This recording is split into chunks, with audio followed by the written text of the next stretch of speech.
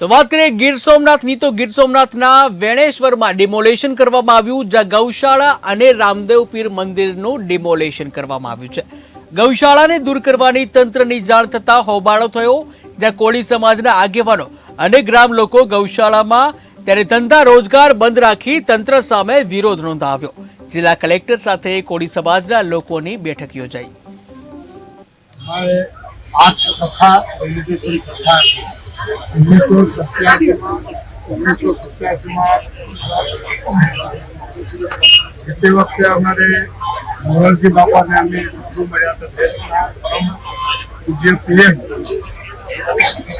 मोरारजी देसाई अमारे अलग अलग जे वक्त बात करी તમે લેટર આપો હું તમારે એના અનુસંધાને અમે લેટર આપ્યું। लेटर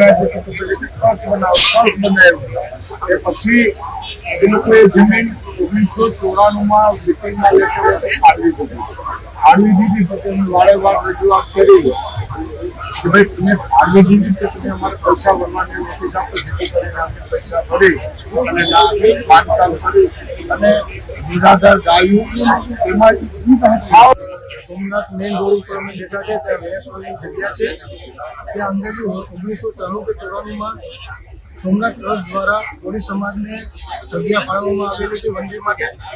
અને એ સમયના જે ચેરમેન છે એમને પણ આ જગ્યા ફાળવેલી હતી અને એને બુક પ્રસિદ્ધ કરેલી હતી। બુક પ્રસિદ્ધમાં એને ઘણા સમાજોને પણ વનરી આપેલી હતી। એ બુક પ્રસિદ્ધમાં લખેલું છે અને બુકમાં એમને અત્યાર સુધીના જે સોમનાથ મંદિરમાં જે કામ કર્યા એની આખી યાદી બનાવીને બુકની પ્રસિદ્ધિ પણ અમારી પાસે પુરાવા છે।